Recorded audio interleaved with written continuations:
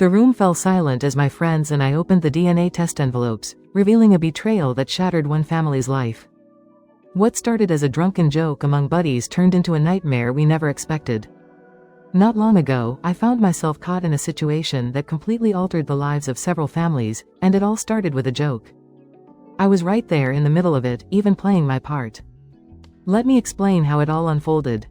I'm 35 years old. I have a wonderful wife, Sophie, and a little boy who's about to turn 5. All of my close friends are settled down. Every month or so, we get together at one of our cottages. We've been a tight-knit group since childhood. We made a pact years ago: no matter what, we drop everything and get together whenever we can, unless something truly urgent comes up. On the day that would end up being so pivotal, we gathered again for a barbecue, drinks, and plenty of laughter. It was a warm day, so the pool was open. The kids and the women were swimming while the rest of us were getting the food ready. Once the fun was in full swing, the women all went to the pool. It was then that one of the guys, Ethan, mentioned how his son was growing up with a personality so different from his own that he felt like he didn't recognize him anymore. Physically, there wasn't much resemblance either. Caleb, always ready with a joke, chimed in, "Maybe he's not your kid, then. You know they show those things on TV all the time." We all burst out laughing and then drank a few more rounds. That's when one of the guys suggested, in a half-joking way, that we all take DNA tests just to put our minds at ease. It wasn't that anyone actually suspected their wives, but after a few drinks, the whole conversation seemed to raise questions for everyone. After all, none of us could be completely sure, could we? Only the women know what expressions they give, and even then, not always. We all agreed to reveal the test results at our next get-together. So my son and I went to the clinic too. A deal's a deal. They ran the DNA test. I should say right off the bat that my son looks just like me, like my family. I had no doubt about it, not until that moment. The results came back as expected. At our next meetup, everyone shared their results. It was a big gathering with tons of barbecue and almost as much cognac. This time, by unanimous decision, we left our wives at home. That's when Mason laid it all out. "Guys, thanks for the idea," he said, but Evelyn turned out to be a stranger to me. The DNA test came back negative. We were all shocked. The questions came pouring in, mostly emotional ones, not really about the details anymore. Then Mason explained that his wife, Vanessa, had denied it for ages but eventually confessed after realizing how serious the whole thing was and seeing that the DNA test was real and couldn't be faked. It turns out the child was actually her younger brother's, Dylan. They had a fling back when they were dating. After the wedding, they both pretended like nothing ever happened. So the daughter turned out to be his niece. By the way, Ethan, whose joke had set all of this off, ended up being right. His kid was indeed his. His doubts were totally unfounded. But Vanessa spent a long time begging for forgiveness, acting like the test didn't even exist. She even tried to get us to sway Mason, but he, being a man of principle, decided to do things right and revealed the truth at his brother's birthday party. They planned the celebration perfectly. Everyone was there, parents from both sides. It was quite a scene, let me tell you, full-blown family drama with yelling, insults, and even physical blows. I felt most sorry for little Evelyn, a 7-year-old kid who understood exactly what was going on. She wasn't there for the argument, but later they told her that her dad wasn't her dad after all. Now he was her uncle. It's tragic when a little one has to bear the consequences of mistakes made by adults. On top of that, the parents were getting grayer by the minute. They're no spring chickens anymore. Though the grandparents still have their granddaughter, Dylan still has one child, but his wife's raising a storm. I know she hasn't left yet, and I don't think she will. Where would she even go with 2 little kids? But honestly, I feel for Mason. He's almost 36 and doesn't want to jump into a new relationship anytime soon. And now he only has one dog. I wouldn't wish this situation on anyone. In the first few days after the revelation, Mason acted like he was fine. He showed up at our gatherings, tried to smile, made jokes here and there. But none of us were stupid, it was just a facade. You could see in his eyes that the situation was still eating him alive. And how could it not? The guy found out that the daughter he had loved and raised for 7 years wasn't his. He discovered that his wife had cheated on him with his own younger brother long before their wedding and yet had the audacity to pretend nothing had ever happened. He was deceived, used as a babysitter, a provider, a fool. And the worst part? That woman was still there, still living in his house, still acting like she had any right to be there, as if what she did could just be forgotten. It didn't take long for us to realize that Mason wasn't taking any action. He kept saying he needed time, that he didn't want to act out of anger, that he had to think about Evelyn. But we knew the truth, he was paralyzed. He didn't want to admit that he had lost everything, that his entire life had been a lie. So we made a decision: if Mason wasn't going to do anything, we would. We met on a Saturday night without him knowing. We talked about how absurd the whole situation was, how he couldn't keep living like this. He was practically being a doormat for his wife and brother, who were now living in his house as if nothing had happened. Ethan got straight to the point: if he won't act, we will. And that's how we made our plan. The following week, we scheduled a barbecue, just like we always did. Mason came, unsuspecting. He looked exhausted, drinking more than usual, trying to pretend everything was fine. But in the middle of the conversation, Ethan brought it up: have you dealt with that situation at your house yet? Mason avoided eye contact, took another sip of beer. I'm still thinking about what to do. That confirmed what we already knew: he wasn't going to do anything. While he was there, distracted by the drinks and conversation, Caleb and the others went to his house. They grabbed Vanessa's bags and threw them out, all her clothes, her belongings, and even Dylan's things. And they didn't do it politely. Everything was tossed onto the lawn, scattered on the sidewalk. Vanessa came running outside, screaming, hysterical, saying, "This is outrageous. You can't do this." She shrieked, "This house is mine too." Caleb laughed right in her face. "No, it's not. You lied to Mason for 7 years. You cheated on him with his own brother. This house was never yours, and now, finally, you're going where you belong, the street." That's when Dylan showed up. The bastard had the audacity to try and act tough, standing in front of her like he was going to protect her. Ethan, always the strongest of the group, grabbed the guy by the collar and shoved him against the wall. "You slept with your brother's wife," he growled. "You made him raise your daughter as his own. You destroyed his family, and now you think you get to stay here like nothing happened?" Dylan tried to fight back, tried to break free, but Ethan didn't give him a chance. Caleb stepped closer and spat on the ground. "You have 10 minutes to get out of here before we call the cops and report 2 intruders in this house." Vanessa started crying, saying this wasn't fair, that she had nowhere to go, that Evelyn needed a home. But none of us felt even the slightest bit sorry for her. Meanwhile, at the barbecue, I got a message saying everything was ready. So I looked at Mason and said, "You should go home." He frowned. "Why?" "Because now your house is yours again." It took him a moment to understand. When he realized what we had done, his face turned pale. He got mad. "You guys shouldn't have done that." But we knew that was just the shock talking.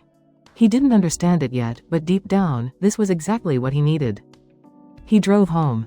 When he arrived and saw everything, Vanessa and Dylan's bags on the street, the 2 of them yelling, not knowing where to go, it finally hit him. He looked at us, looked at the scene, and for the first time since this whole mess started, he took a deep breath, like a weight had been lifted off his shoulders. Vanessa tried to run to him, to beg, to say he couldn't do this, but Mason didn't respond. He didn't even look at her. He just walked inside and shut the door. And that's how he finally started to break free. As for Vanessa and Dylan, no one really knows what happened next. But we heard rumors that they stayed at their parents' house for a while, that Vanessa tried to sue Mason for money but failed because the house was always in his name. And Mason, it took him a while to recover, but little by little, he became the man we once knew again. And we made sure he was never played for a fool again. Because real friends don't let a brother sink without a fight. After everything that happened, we thought the storm had passed. But we knew that even though Mason was trying to move on, there was still something haunting him. He didn't talk about it much, but we all knew he missed Evelyn. No matter that she wasn't biologically his daughter, he had raised her for 7 years. He had taught her how to ride a bike, read her bedtime stories, attended school meetings, and held her hand when she was sick. In his heart, Evelyn would always be his daughter. Our wives found out about everything we had done shortly after we kicked out Vanessa and Dylan from Mason's house. To our surprise, none of them scolded us. On the contrary, they supported our decision. Some even said they would have done worse. Others praised our loyalty to Mason. What mattered was that for the first time in a long while, he wasn't alone. We started spending more time with him. At first, he was distant, still trying to process everything, but we didn't let him isolate himself. If he skipped our gatherings, we went to his house. If he didn't answer his phone, we knocked on his door. And little by little, he started to become the Mason we once knew. Even so, sometimes we caught him staring at nothing, lost in thought. We knew what it was, he missed Evelyn. He didn't have to say it, we could tell. And it bothered us because, deep down, it wasn't fair. The breaking point came during a barbecue months later. We were all together, laughing, talking, when out of nowhere, Mason went silent. He was watching the kids running around the yard, playing. He tried to hide it, but we all noticed it was that look, that weight in his chest. Ethan spoke first. You miss her, don't you? Mason sighed and rubbed his face, as if he didn't want to admit it. Of course I do. How could I not? I raised that girl, but she's not my daughter. I have no right to her. We exchanged glances. We had talked about this before. We all agreed that it was unfair, and we had already thought of something. Caleb got straight to the point. What if you did have that right? Mason frowned. What do you mean? That's when we revealed it. For weeks, each of us had chipped in some money, little by little. We had researched family law attorneys and found one who believed Mason could at least get shared custody. He might not have been the biological father, but he was the only father Evelyn had ever known. The lawyer thought there was a real chance he could get to spend at least a few days a week with her. Mason shook his head. This is crazy. I can't do that. Yes, you can, Ethan said, and we're doing this together. He resisted, said he didn't want to stir things up again, that he was afraid of how it would affect Evelyn, that maybe it was better to just leave things as they were. But we knew he was afraid of getting attached again, afraid of being disappointed. You always said you'd do anything for Evelyn, I said, so do this. Fight for her. He was quiet, took a deep breath, and finally, he agreed. The legal battle was long and exhausting. Vanessa tried to block it, saying he had no right to the girl. Dylan stayed silent, probably too ashamed to interfere. But the lawyer was firm. Mason might not have been the biological father, but he was the only father the girl had ever known. The judge listened to the arguments, read the documents, analyzed the evidence. Then the decision came: shared custody. Mason could have Evelyn with him for a few days every week. It wasn't everything he wanted, but it was enough. The day he saw her again was emotional. Evelyn ran straight into his arms, crying, saying she had missed him. He held her tight, as if afraid she would disappear again. And at that moment, we knew we had done the right thing. After that, it was like Mason had been made whole again. He started smiling for real again. He went back to work with more energy, met new people, and in time, even started dating someone. He wasn't in a hurry, but he no longer looked at the future as something empty. Then, on an ordinary night during another barbecue with friends, after a few beers, he looked at us and shook his head, laughing softly. You guys are the best friends in the world, he said, wiping a tear before anyone could notice. But never again should we do anything Ethan suggests. We all burst out laughing. He did too, that genuine laugh we hadn't heard in a long time. And that's when we knew it had all been worth it. Years have passed, and looking back, I realized just how much has changed since that day we opened those DNA test envelopes. We never imagined that a joke among friends would lead to such a massive upheaval, changing lives in ways no one could have predicted. Mason, today, he's doing well, really well, actually. After all the chaos, he rebuilt himself. It wasn't overnight, of course. There were tough moments, times when he questioned whether he had made the right decisions. But in the end, he came out stronger. He's financially stable now, expanded his career, and even moved to a new house. He said he needed a fresh start, somewhere without so many painful memories. He still has his dog and now a new life. After some time, he started dating an amazing woman, someone who truly respects and values him. They've been together for a while, taking things slow, building something real. Evelyn, she's growing up fast. The shared custody arrangement worked out better than we expected. At first, Vanessa tried to make things difficult, but after a while, she realized she couldn't stop it. The girl has always loved her daddy, Mason, as she still calls him. And it was clear that taking him out of her life would only hurt her. Now, every week, Mason spends time with her. They go on trips, have fun, and he has never missed a single birthday. She already understands a lot, and with time, she'll understand even more. The most important thing is that, despite everything, she still has a father figure who never abandoned her. The rest of our group is still as close as ever. If we were inseparable before, we're even more so now. After everything we did for Mason, it became clear that our friendship was more than just casual meetups and jokes. We were willing to do whatever it took for each other. Our wives are still by our sides, and to this day, some of them say that was the moment that proved we were ready to face anything together. Every time we get together, the story comes up again. Someone always jokes about how it all started with a stupid comment and ended up in family court. And Ethan, he's still Ethan. Even now, every time he suggests something, someone looks at Mason and asks, do we follow the plan, or just ignore it from the start? And Mason laughs, shakes his head, and says, we're never following one of Ethan's ideas again. But the truth is, without that crazy idea, he wouldn't be where he is today. In the end, life moved on. We all did. But that experience taught us something important. There are things you simply can't predict. Sometimes the truth comes out when you least expect it.